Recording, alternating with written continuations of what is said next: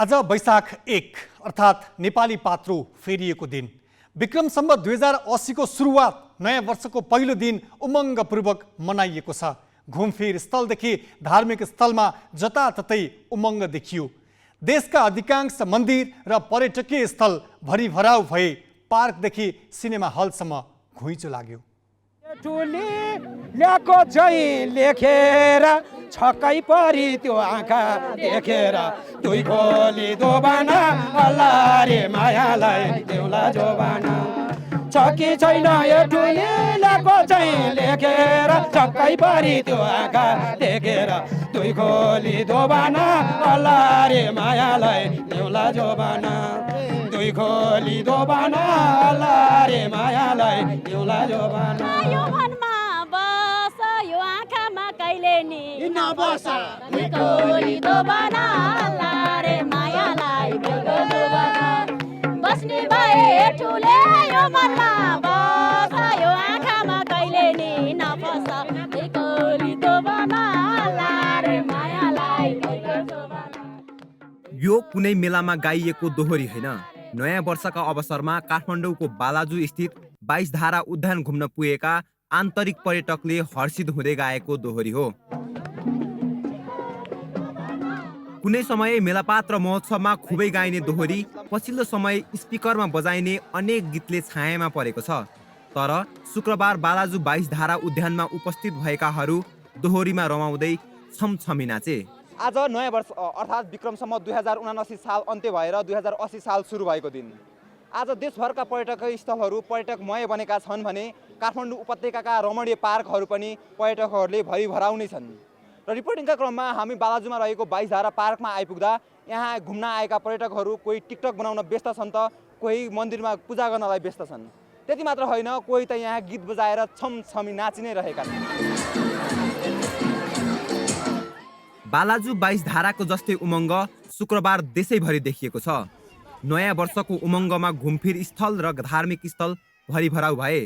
स्वयम्भू पशुपति देवघाट धाम मौलाकालिका लगायत स्थलमा बिहानैदेखि दर्शनार्थीको घुइँचो लाग्यो। काठमाडौँको बागद्वार र सपन तीर्थमा दिनभर पाइला टेक्ने ठाउँ थिएन। सौराहा, बन्दीपुर, पोखरा, लुम्बिनी लगायत देशैभरका पर्यटक स्थल आन्तरिक पर्यटकले भरिए। परिवारका सदस्य, आफन्तजन र साथीभाइसँग रमाएका दृश्य धेरैतिर देखिएको छ। फिल्म हल पनि उसै गरी खचाखच भए। पार्क र पिकनिक स्पट खाली देखिएनन्। तर नयाँ वर्षको उमङ्गमा रमाइरहँदा धेरैले देशको राजनीतिक र आर्थिक अवस्था लिएर चिन्ता प्रकट गरे। वर्षभरि नै यसै गरी रमाउने वातावरणका लागि आर्थिक अवस्था सुध्रियोस् र देशमा सुशासन कायम होस् भन्ने सबैको चाहना छ। आर्थिक रूपमा एकदमै सबल भइदिए हुन्थ्यो, सक्षम भइदिए हुन्थ्यो होइन। अब त्यही भन्ने सोच छ हाम्रो चाहिँ। अब व्यापारीहरूलाई एकदमै गाह्रो भएको अवस्था छ होइन। त्यही भएर व्यापारी स्पेसली चाहिँ व्यापारीहरूको लागि चाहिँ एकदमै राम्रो भइदिए हुन्थ्यो। सकारात्मक सोचहरू लिएर चाहिँ सकारात्मक बुदाहरू लिएर चाहिँ हाम्रो सबै राजनीतिक पक्षका मान्छेहरू चाहिँ अगाडि बढिदिएको भए चाहिँ राम्रो हुने थियो भन्ने इच्छा छ। किनभने हाम्रो अब त्यो कोरोनाको टाइमदेखि लिएर घद्रक्कै परेका व्यापारीहरू छन् नि त, तिनीहरूलाई उकास्नका लागि राम्रो राम्रो नीतिहरू ल्याइदिएको भए चाहिँ हुन्थ्यो भन्ने हामीलाई चाहिँ लागेको छ। 2079 साल राजनीतिक रूपले 3 तहको निर्वाचन सम्पन्न भयो। तर सामाजिक र आर्थिक रूपले 79 सालमा खासै मुलुकले उल्लेख्य प्रगति गर्न सकेन। 2080 साल सुरु भइसकेको छ र यो 2080 सालमा मुलुकले सामाजिक र आर्थिक क्षेत्रमा पनि प्रगति गरोस्। 2079 साल त ठिकै भयो। अब त्यति राम्रो त लागेन, तर त्योभन्दा यो आउँदो सालमा धेरै राम्रो होस्। नेपालभरिमा शान्ति आओस्, देवी देवताको पनि शक्ति बढोस् अनि विकासमा पनि राम्रो जनतालाई राम्रै होस् भन्न चाहन्छु म। नयाँ सालमा चाहिँ अलि महँगाइ अलिक कम होइन, कम होस् अनि जनतालाई सुख शान्ति होस्, दुःख नपाओस्। नेताहरूले अलि राम्रो राम्रो काम गर्दै जाओस्, नेताहरू पनि राम्रो राम्रो छानियोस्। 79 भन्दा 80 राम्रो हुन्छ भन्ने हाम्रो चाहना छ। देशमा जुन 79 मा जुन जति गतिविधिहरू नराम्रो गतिविधि छन् नि ती जम्मै आउट होस् नहोस् होइन। र आउने 80 साल चाहिँ अब राम्रो हुन्छ भन्ने अपेक्षा गरिरहेको छ। अरूभन्दा पनि शिक्षा, स्वास्थ्य, बेरोजगारी चाहिँ कम भइदियो हुन्थ्यो।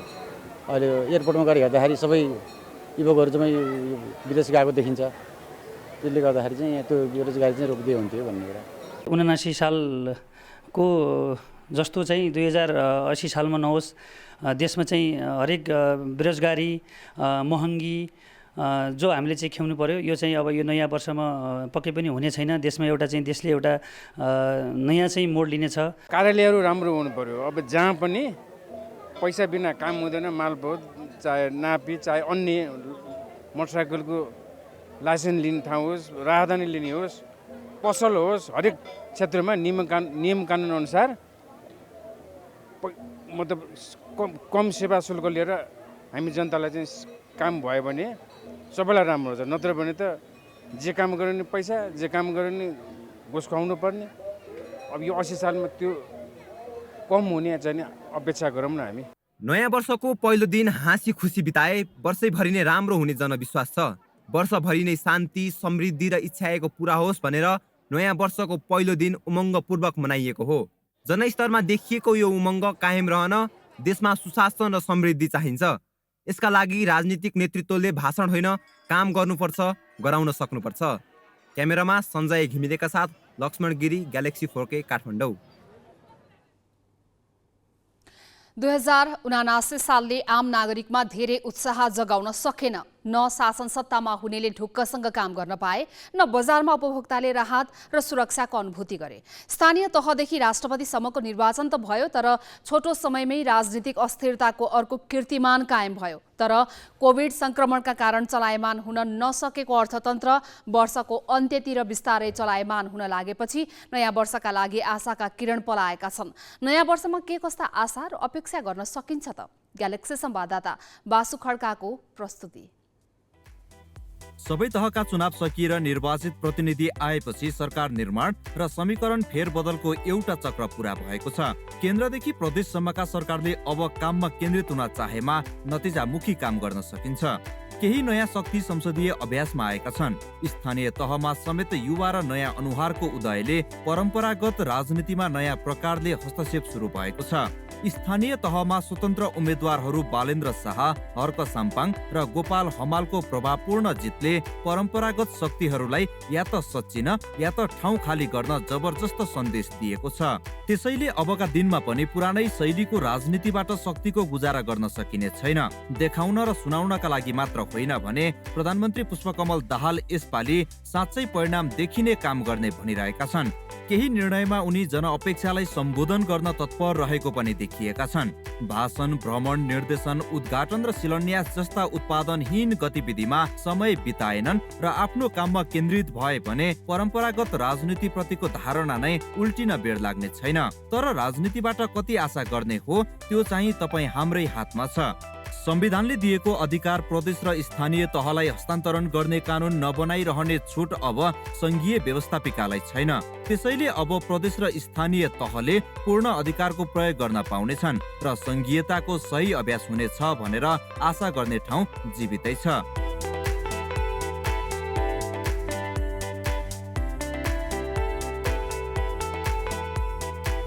डेढ वर्ष यता सङ्कटोन्मुख रहेको देशको अर्थतन्त्रमा नयाँ वर्षको झुल्के घामसँगै केही सुधारका सङ्केत देखिएका छन्। खास गरी बाह्य सूचकमा सुधारले मनोबल कायम राख्न भरथेक गरेको छ। पर्यटक आगमनमा राम्रो वृद्धि देखिएको छ। बैंकमा लगानी योग्य रकम बढेको छ। ब्याज दर घट्न थालेको छ। राज्य सञ्चालकले सही ढङ्गले अर्थतन्त्रको सञ्चालन गरेमा अघिल्लो वर्ष धर्मराएको विश्वास यस वर्षले फर्काउन सक्नेछ। कोभिड अघिको व्यवस्थासँग तुलना गर्दा पर्यटन व्यवसाय आधा भन्दा बढीले पुनर्स्थापित भएको छ। सन् 2019 को मार्च महिनासँग तुलना गर्दा पर्यटक आगमन मात्र 78% लयमा फर्किएको देखाउँछ। 4 वर्ष अघिको मार्चमा 1,27,000 विदेशी पर्यटक नेपाल घुम्न आएका थिए भने यस वर्षको मार्चमा 42,000 नागेका छन्। गएको एक वर्षमा 6,14,000 भन्दा बढी पर्यटक नेपाल आउँदा महामारीले धराशयी भएको पर्यटन क्षेत्रमा बेग्लै उत्साह छाएको छ। विदेशी मुद्रा आर्जन र रोजगारीको मुख्य आधार पनि पर्यटन भएकाले यो उत्साह राष्ट्रिय आत्मविश्वास बढाउन कोसेढुङ्गा बन्न सक्छ।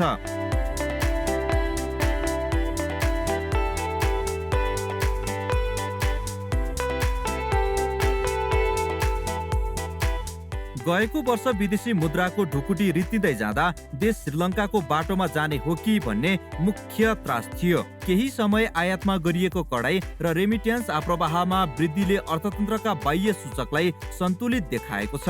गत असारसम्म 2 खर्ब 55 अर्ब रुपियाँमा झरेको सोधानान्तर घाटाले अर्थतन्त्रका सबै आयाममा धक्का पुर्यायो। अहिले त्यो क्षयीकरण रोकिएर सोधानान्तर स्थिति 1 खर्ब 48 अर्बले बचतमा पुगेको छ।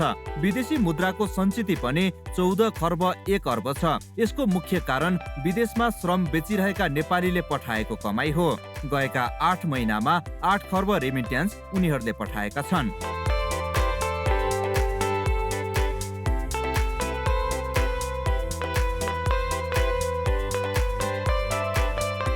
सरकार र राष्ट्र बैंकले ब्याज दर घटाउन पहल थालेका छन्। निक्षेपको औसत ब्याज दर केही घट्न पनि थालेको छ। गत माघमा 8.41% रहेको औसत ब्याज दर फागुनमा आइपुग्दा 8.37%मा झरेको छ। त्यस्तै माघसम्ममा बैंक तथा वित्तीय संस्थाको औसत आधार दर पनि झिनो अङ्कले घटेको छ। यसले अब कर्जाको ब्याज घटाउन सहज हुनेछ। बैंकमा लगानी योग्य रकम बढेकाले अब कर्जाको ब्याज सस्तिने र व्यवसाय विस्तार भई अर्थतन्त्र पनि चलायमान हुने अपेक्षा छ। सरकारको चालू खाता घाटा पूर्ण पनि मद्दत पुग्नेछ।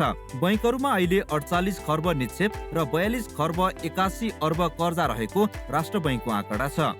बाह्य व्यापार सन्तुलनका लागि नेपालको महत्त्वपूर्ण आशाको क्षेत्र जलविद्युत र सिमेन्ट देखिएको छ। गत साउन यताका 6 महिनामा नेपालले 8 अर्ब 43 करोड रुपियाँ बराबरको बिजुली भारतलाई बेचेको छ। भलै सुक्खायाममा यहाँको उत्पादन कम हुँदा भारतबाटै महँगो शुल्क तिरेर भित्र्याउनु पर्छ। तर अब जेठ लागेपछि फेरि निर्यात गर्न सकिनेछ र केही जलविद्युत आयोजना सम्पन्न हुने चरणमा रहेकाले परनिर्भरता घट्दै जानेछ। नेपाल अब सिमेन्टमा आत्मनिर्भर मात्र बन्दै छैन, निर्यात पनि गर्न थालेको छ। गत असार यताका 8 महिनामा 31 करोड 17 लाख बराबरको सिमेन्ट तथा क्लिङ्कर निर्यात गरेको नेपालले आउँदा दिनमा पक्कै बढाउनेछ।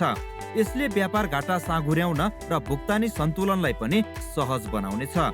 अहिलेको सबैको मुख्य सरोकार र चिन्ता अर्थतन्त्रको आसन्न सङ्कट नै हो। तत्कालका केही सूचकले सुधारोन्मुख देखाएकाले नयाँ वर्षमा आशा गर्न सकिने सङ्केत मात्र गरेका छन्। यसैमा चित्त बुझाएर बस्न सकिने अवस्था छैन। त्यसैले अर्थतन्त्रलाई चलायमान बनाउन सङ्घदेखि स्थानीय तहसम्मका सरकारले आफ्नो कामलाई नै प्राथमिकता दिनुपर्छ। क्यामेरामा योगेश लामाका साथ प्रशान्त ठाकुर र बासु खड्का, ग्यालेक्सी फोके, काठमाडौँ।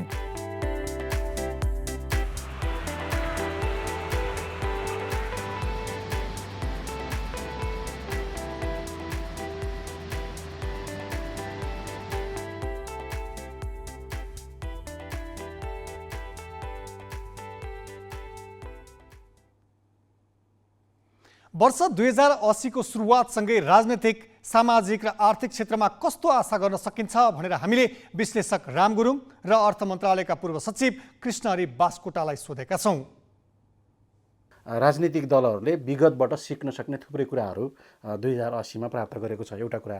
दोस्रो कुरा, हामीले सामाजिक रूपमा भन्दा जस्तो सामाजिक रूपमा राजनीति अस्थिर हुँदै बित्तिकै, सरकार अस्थिर हुने बित्तिकै त्यसले शासन प्रशासन र कानुनको कार्यान्वयनमा पनि केही जटिलता वा अप्ठ्यारोहरू थप्ने नै भयो।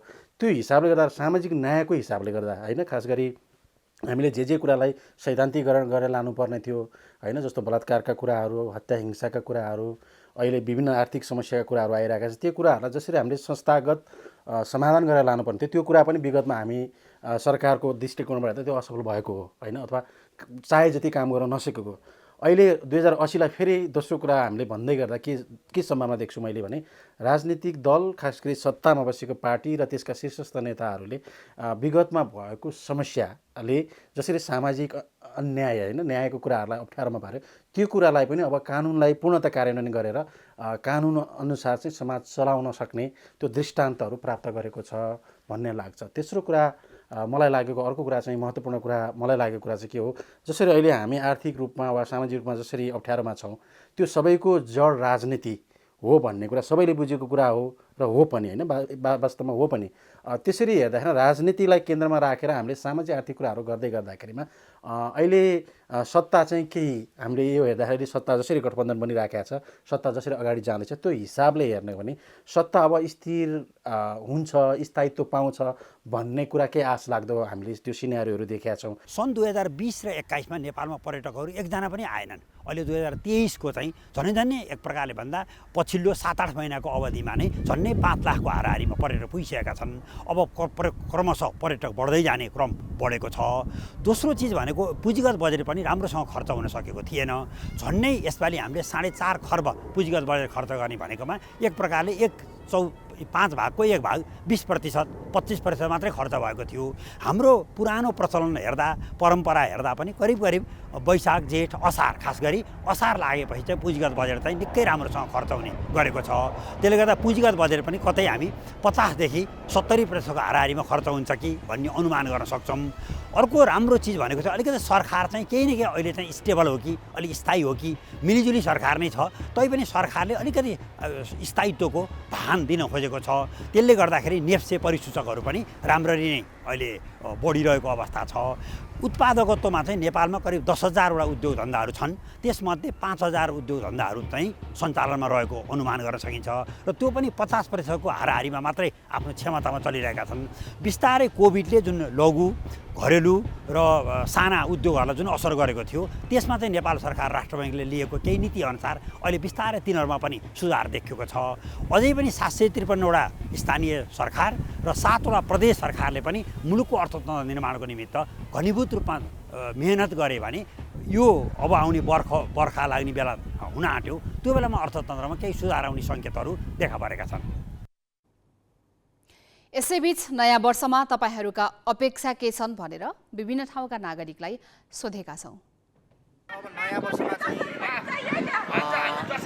भगवान पशुपतिनाथले सबैको सद्बुद्धि प्रदान गरोस्, राजनीतिक खिचतानी नहोस्, देशमा विकास होस्, आमूल परिवर्तन होस्, जनताले चाहेको आशा अनुरूपको विकास लागोस्। विकासका क्रमलाई, विश्वलाई, संसारलाई हेर्ने हो भने पुराना वर्षहरूमा नेपालमा जति विकास हुनुपर्ने थियो त्यो भएको देखिँदैन र आगामी आउँदाखेरि हाम्रो राजनीतिक दलहरूको चरित्रले कसलाई कति चकमा दिने भन्ने कुराले चाहिँ लोकतन्त्रलाई कमजोर बनाउँछ जस्तो लाग्छ र राजनीतिक प्रवृत्तिहरू चाहिँ आउँदा दिनहरूमा सुध्रिनुपर्छ भन्ने नै हामीलाई लागेको छ। र 2080 मा राज्यले चाहिँ युवाहरूलाई विदेश जानेलाई चाहिँ धेरै रोकोस्। जसरी अहिले थुप्रै चाहिँ यो विभिन्न लघु वित्तीय कारणले, विभिन्न वित्तीय संस्था कारण जुन यो हाम्रो झुन्डेनी प्रविधि चाहिँ अहिले देखिरहेको छ, बाध्य भएर व्यापार एकदमै चाहिँ तल डाउन छ। यो अवस्थामा चाहिँ राज्यले अब लाग्ने चाहिँ ब्याज लाग्ने हर्जनादेखि विभिन्न किसिमका सुविधाको साथै र युवा केन्द्रित चाहिँ एकदमै चाहिँ व्यवसायमा चाहिँ अलिकति चाहिँ फेसिलिटीहरू दिएमा र विदेश जाने परम्परा रोकेमा एकदम राम्रो हुन्थ्यो।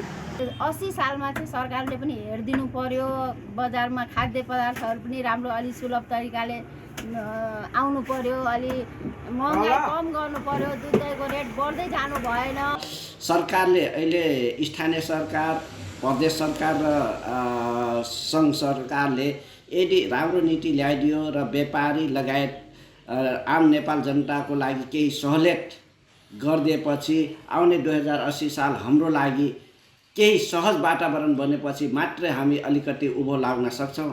अब आउने यो उसले चाहिँ केही आशा जागेको छ होइन।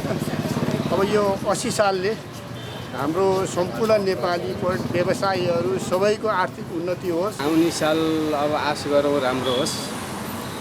अब देशमा अलिकति व्यवस्थित भयो, सरकार स्थिर भयो भने केही राम्रो होला भन्ने आश गरौँ। र आउने अब नयाँ वर्ष 2080 सबै कुराले राम्रो हुन्छ। हाम्रो देशको अर्थतन्त्र त्यसपछि नेताहरूले राम्रो गर्नेछ। यो नयाँ वर्षमा हामीलाई यो देशको राजनीतिक अस्थिरता कायम रहोस् र यो देशमा आर्थिक सङ्कट हामीलाई पर जाओस्। र आगामी दिनमा चाहिँ अब किन भन्दा सरकारले पनि अब यो देशको परिस्थिति र जनताको चाहिँ जीवनस्तर कसरी चलेको छ भन्ने कुरालाई बुझ्नुपर्छ र त्यही अनुसार आगामी दिनमा गत वर्षको भन्दा केही सुधार होला भन्न सकिन्छ। विशेष त यो देशमा हिजोको दिनसम्म अहिलेसम्म चलिरहेको कुनै पनि प्रगति त हामी देख्दैनौँ। तापनि 2080 सालमा केही प्रगति हुन्छ कि भन्ने हामीले आशा लिएको थियौँ। त्यो पनि हुनेवाला त छैन पक्कै पनि। जुन हाम्रो अहिलेको अवस्था अनुसार यो देशको आर्थिक मन्दीको अवस्था, यी धेरै कुराहरू छन्। काटेर बिताए पनि अब 80 साल चाहिँ एकदम सबैलाई सुखमय, दुःख गरे पनि खुसीको दुःख होस् क्या।